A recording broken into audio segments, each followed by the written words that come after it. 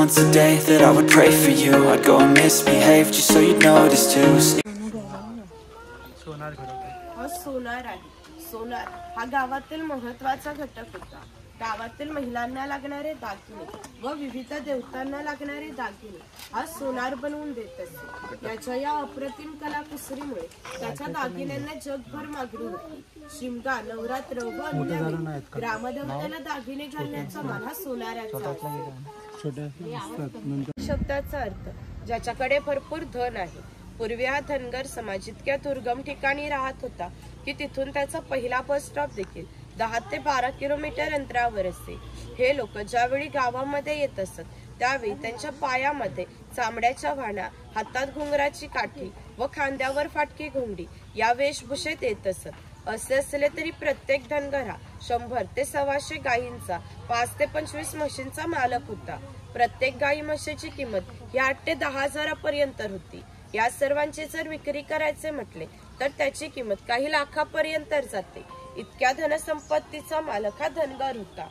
इथे बकरीची गोठी आहे. जंगली श्वापदापासून संरक्षण होण्यासाठी ती अशी उंचावर बांधली आहे.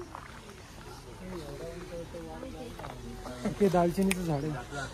आमच्याकडे एकाने शेती लावलेली दालचिनीची शेती लावलेली. हो, दालचिनीचं झाड आहे. अरे मी रोज खातो. अबे खाने का और झाड़ उसमें फर्क है. मोरे माहित आहे ना. आता परत एकदा कुठलं झाड आहे.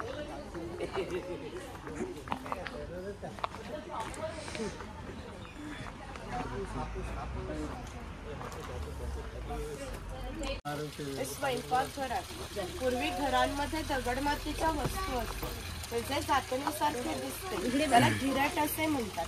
जातनीमध्ये धान्य दळून निघते. घिरटामध्ये भात घातला जातो.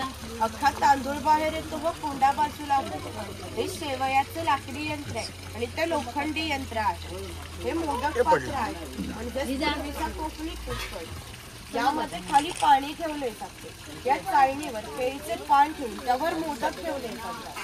हे झाकण लावून मोदक पात्र चुलीवर ठेवले जाते. त्यामुळे आतील मोदक शिजून निघतात. हे पुरण यंत्र आहे. यामध्ये डाळ घातली जाते. हे दोन्ही साईड उलट सुलट फिरवले जातात. त्यामुळे आतील डाळ वाटून निघते. ती वाटलेली डाळ इथे खाली पडते. त्याच्या गोड पुरणपोळ्या बनवल्या जातात. वरती चहाची किटली आहे आणि बाजूला टिफिन बॉक्स आहे. वरती पाण्याचा तांब्या आहे. खाली 3 डब्बे आहेत. बाजूला 2 चमचे आहेत आणि तो लॉक केलेला आहे. इथे दगडी उखळ आहे आणि लाकडी मुसळ आहे. यामध्ये पूर्वी भाताचे पोहे काढले जात असत. इथे काही लाकडी चमच्यांचे प्रकार लावले.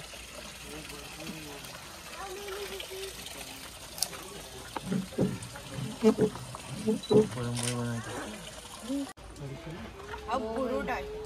पूर्वी प्रत्येक व्यवसाय हा जातीने होत असते. व्यवसाय निवडीचे स्वातंत्र्य नव्हते. प्रत्येकाला आपापल्या जातीचाच व्यवसाय करावा लागत. म्हणजे बांबूंच्या वस्तू बनवून देण्याचे हा बुरुड करीत असतो. हे सूप आहे. ही फुलांची परडी आहे. ही रोवळी आहे. हिचा वापर धान्य धुण्यासाठी किंवा आजही धार्मिक कार्यात केला जातो. जेव्हा आपल्याकडे शुभ कार्य असते तेव्हा आपल्या घरातील कुमारिका किंवा सौभाग्यवती स्त्रिया या रोवळीमध्ये दिवा लावून त्या हातात घेऊन उभ्या असतात. जर शुभ कार्य पार पडेपर्यंत हा दिवा विझला तर ते अशुभ मानले जाते. अजूनही आमच्या चाकरमान्यांचे मुंबईला जर लग्न असेल तर ही रोवळी गावावरून मुंबईला पाठवली जाते. मुंबईला सर्व काही मिळते पण ही रोवळी मिळत नाही. जाते जाते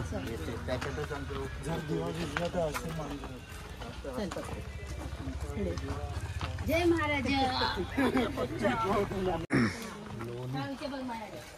अरे पकडा ना त्याला. ते पकडा. हे अजून पण चालू आहे. आमच्या इथे तेलाचा वापर मोठ्या प्रमाणात हा तेलाचा घाणा याला कुंट असे म्हणतात. यामध्ये सुके खोबरे टाकले जाते. हे उकळलेला लाकूड आहे. त्याला कोकणी भाषेत लाट असे म्हणतात. ही लाट या आडव्या लाकडाला अशा तऱ्हेने बांधली जाते की जेणेकरून हिला टुपी राहते. चोखडाला बैल बांधला जातो. या आडव्या लाकडावर दगड स्वतः त्याने त्यावर बसतो. हे सर्व वजन घेतो. बैल गोल फिरवला जातो. त्यामुळे आतील खोबरे रगडून तेल निघते. हे तेल भरून काढायचे असेल तर प्रथम झोकड्याचा बैल सोडायचा. झोखड बाजूला केले जाते. आडवे लाकूड बाजूला करून लाट बाजूला केली जाते व आतील तेल भरून काढले जाते. पुन्हा नवीन तेल पाडायचे असेल तर पुन्हा सर्व क्रमवार जोडून नवीन तेल पाडले जाते. म्हणजेच पूर्वी तेलाला पसा ते 1.5 पसा तेल काढण्यासाठी 1 ते 1.5 तास मेहनत घ्यावी लागत असते. किती तेल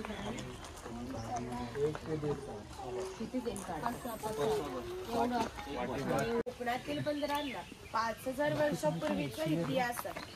या बंदरांमधूनच भारतीय व्यापाऱ्यांनी जगाशी व्यापार केला.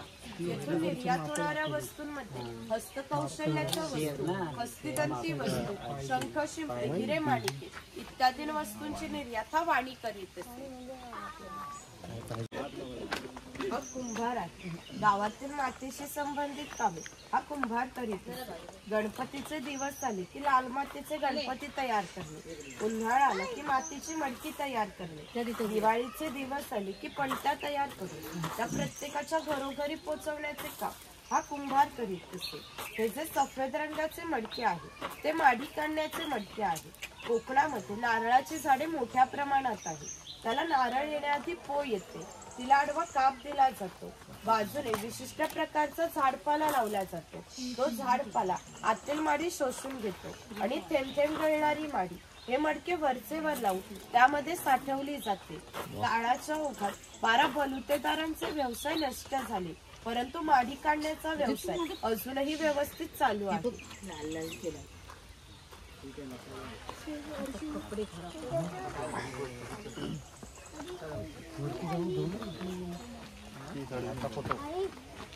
त्याचा काय घेताय? जी चूल आहे तिला कोकणी भाषेत पिरसा असे म्हणतात. ती सतत पेटती ठेवली जायची, कारण पूर्वी घरामध्ये लायटर किंवा माचीस नव्हता.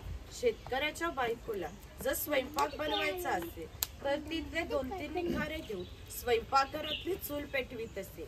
जर हा विस्तव विजला तर घरामध्ये 2 गारगोट्या ठेवल्या असत. त्या एकमेकावर घासून हा विस्तव केला जात असे. ही कोयनी आहे.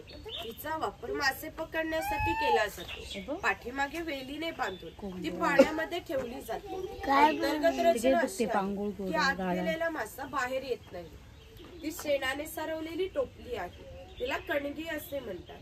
शेतकरी धान्य साठवण्यासाठी तिचा वापर करतो. ती शेतकऱ्याची बायको आहे. ती शेतकऱ्याची मुलगी आहे.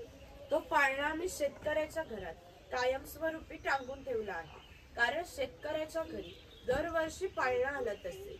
म्हणजे एका शेतकऱ्याला 8 ते 10 मुलं होती. म्हणजेच पूर्वी एकत्र कुटुंब पद्धत अस्तित्वात होती. हे उचल आहे. याचा वापर कपडे सुकवण्यासाठी केला जातो.